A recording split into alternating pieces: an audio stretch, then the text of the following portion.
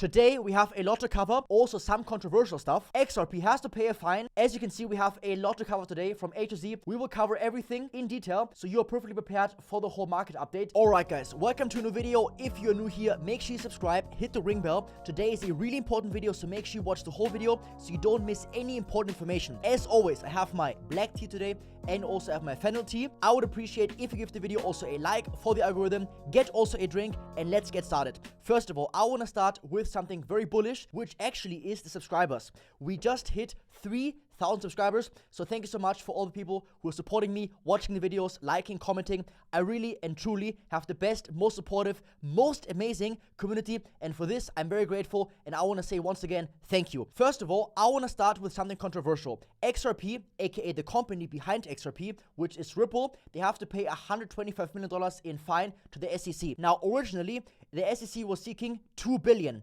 However, they set it only for $125 million. Now, the XRP and crypto community has been celebrating this and getting so excited. This is a huge win for crypto. This is so amazing. But to be honest, first of all, I'm not a big fan of XRP. Why? XRP is very centralized, and the people behind XRP, aka the company Ripple, is mostly actually just bankers. And their main interest is not actually supporting crypto and making crypto great. They just want to control crypto through XRP and making themselves richer. Now let's have a look at the chart and look at the impact of this news, okay? So let's go over now to a trading view. And this here, actually, believe it or not, it's the weekly chart on XRP. And as you can see, we are in deep crypto winter on XRP. The price action almost did not care about this news. The last time when we had massive news about XRP was actually in July last year. This is when the SEC court, aka the judge, announced that all the token sales on the exchanges are not against the rules, aka the laws. And this, of course, was massive bullish news, and the price pumped massively. What happened a few weeks later? The price dumped, and we came to the same price again as before, even lower than before. All the bullish news on XRP, they are not really registering on the price action. And although we are in the middle of a bull run, like for example, look, this is the Bitcoin weekly chart here, very bullish, okay, we're in the upper region. XRP is still trading way below the last bull run all-time highs here, and XRP does not seem to gain any traction, and any bullish news, essentially, the market does not care. Me personally, like I said, I'm not a big fan of the project. However, I have some XRP tokens in case we have a big pump. I hope you're also interested. Are you investing in XRP? And what do you think about the project? If you want to be a high-risk investor, I think the upside is way higher on Solana, because if Donald Trump, for example, gets elected, Solana is the next likely coin for a big spot ETF in America after Ethereum. As you might know, we have multiple Bitcoin spot ETFs. We have now multiple Ethereum spot ETFs. Now for Solana, there might be also a spot ETF in America, which is a big market, of course. And Solana is the next likely coin. And as you can see, the price action is very similar to also Bitcoin. That's my opinion. So that's why also I'm more invested in Solana and less in XRP. Now let's go back to the news here, because I want to cover some really important things. Next, as you might know, we had a big crash on the stock market in America and also in Japan. This, of course, is because Japan increase the interest rate, which means what? Which means all the people who borrowed lots of yen to invest in America in the bonds to get a higher yield there as the arbitrage, they had to sell their investments and buy back yen. But now luckily the Japanese bank said that they will no longer increase the interest rates even further, which now stabilize the market. They anticipate the next rate hike earliest next March, which means for right now we got a nice recovery on the Japanese stock market and also the American stock market. Let's go back in the chart and let me show you something. So first of all, this here is the Nikkei, the Japanese stock market index, with the biggest 225 Japanese stocks, similar to the NAS 100, which has the biggest 100 tech companies in America. And as you know, America is the biggest, most important market, and Japan is also a very big worldwide market. Now, for example, here on the Nikkei, we recovered around, let's have a look, 18%, and on the NAS, it's around 10%, which is actually very good. Also, if we look at the USD JPY chart, okay, the US dollar against Japanese yen, we can see that the dollar actually strengthened, aka the Japanese yen weakened a little bit, which is very healthy, because if, for example, we break this trend to the downside, this means that the Japanese yen would gain in strength again, which means all the people who are right now in the yen carry trade, aka the people who have borrowed yen to invest in US stocks and bonds there, have to liquidate their investments and buy even more yen, and this 100% guarantee will crash again the Nikkei a bit, NAS 100, and also the Nikkei. So let's keep an eye on the USD Japanese yen chart here, the 4-hour chart. You can also put this on your watch list. It's just this one here, USD JPY. You can use, for example, here of FXCM, this chart here, and you can observe the trend right here. Next here, we got the Federal Reserve meeting. Now, as you guys might know, next month on the 18th of September, the Fed, aka the Central Bank of America, is meeting and they're deciding how much they will cut the interest rates. Now, previously, the probability for a 0.5% rate cut has been very, very high. This now actually decreased. So right now, actually, it's 50-50 between a 0.25% rate cut and a 0.5% rate cut. Now, this just shows that the Fed right now is a bit more calm and confident that a big, drastic, urgent rate reduction is not necessary, which actually gives trust and stability to the market. Now, the next thing I want to quickly cover up on here is, of course, the SAM rule recession indicator. Now, the important and significant part about this indicator is that this indicator has not been wrong a single time. Sorry for my fast speaking. I've been drinking so much black tea now, but I will try my best to speak slower. Now, as you can see, this indicator is still rising, which means what? Which means actually that the risk of a recession is increasing more and more, because this indicator is showing you how many people are unemployed and how fast the unemployment increase actually is, which is essentially a momentum indicator. And right now it is increasing, and this indicator has not been wrong a single time. Next thing I want to cover up on is poly market. Now, as you might know, in November we have election in America, and it will be decided who will be the next president the next 4 years. Now, the chances have been actually decreasing for Donald Trump. As you guys might know, Trump would be very, very good for this bull run. Why? Because of more Solana ETFs and potentially other crypto-friendly jurisdictions and laws in America. In my opinion, this here is underestimated, but also let me know what you think. Who will be president? I think the chances for Trump are a bit higher than Kamala, but this actually is unfortunately a little bit more trustworthy because Polymarket is a decentralized betting platform. So these people are betting real money on this. The next chart is actually very bullish for Bitcoin. Now, this chart here is showing you how many reserves all the Bitcoin miners have. Now, as you might know, Bitcoin, the Bitcoin network, is controlled by all the Bitcoin miners who help secure the network by solving complex math puzzles with their mining software, with their specialized mining devices. Now, as you can see right now, they sold lots of Bitcoin, which means right now they don't have many more left to sell. And last time, the amount of Bitcoins the miners had was this low. We actually, can you see this? We had a big pump.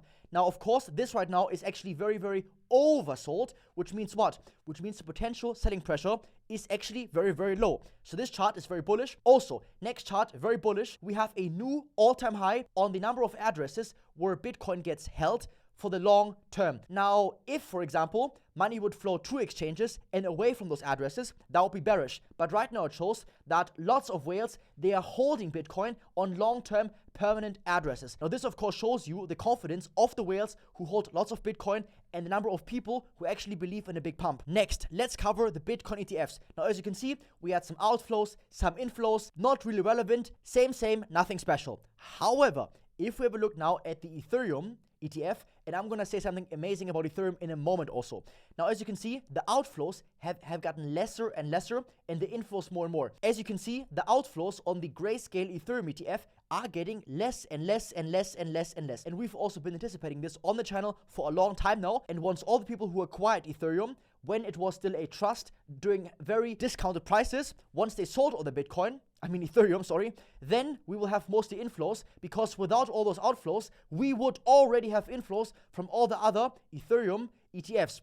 Now, as you can see also, they are the most expensive. That's why also they have a mini version with actually also the cheapest, okay? Actually very funny, right? They have the cheapest one and the most expensive. Now, this also will be very good tailwind. It might be another week, 2 weeks, maybe a few weeks, but very soon this will be mostly inflows. Before we dive in the charts, we have to have a look at the liquidation cluster, because we have 3 clusters. One up here, starting from 61k all the way to 60, almost 62k, and then also we have one below around 60k, and a big cluster also around $58,500. Now, in yellow you can see high leverage positions, then you can see in green, medium, and low leverage. Of course, for market maker, the high leverage liquidations are the easiest and the biggest. Now, the first thing that jumps out at you is clearly that the spikes on the lower end are way higher than on the higher end. Which means what? Which means purely from an efficiency perspective, for market maker, this actually is more juicy than in the upside. However, we also have thick liquidations here. So this right now is a 50-50 in my opinion, a little bit more towards the downside. But let's have a look at the zoomed out version, which is this chart here. Now that we grabbed all this liquidity here from still February, we have now clearly only above the majority of short liquidations, which we have accumulated over a long time. Yes, we have a little bit here, and also all the way here around $34,000. But in my opinion, this is very far away. And the market makers would have to do a lot of damage to bring the price all the way down. For the market makers right now, below us all the way here to $50,000, there's almost nothing to gain. And above us, very close, actually only 10K above us here, we have all this juicy liquidity. One more thing I want to touch upon is this chart here. Now this chart simply shows you the performance of Bitcoin during every single year and every single month. Now historically, we have a bearish month in September, because you can see this is actually mostly a bearish month. However, in my opinion, this chart is not very strong. Why? Because this chart is only showing you the end balance at the end of each month, and during the month, we can have a big pump, dump. So this chart is not really a strong indicator. However, the bias, historically, is a little bit more bearish than bullish, and that's where also I want to show it to you. Now let's go in the chart, because I want to show you where we are most likely going next. First of all, let's start on the Bitcoin weekly chart. Now, as you can see, we had this big dump right here, and in the same week, all this bearish price action has been bought up all the way up, and we are now above the 50 EMA. On the other hand, if we look at the Ethereum weekly chart, we are still lower. So for example, right here, we are still below the 50. On Bitcoin, we are already way above the 50, almost above 21.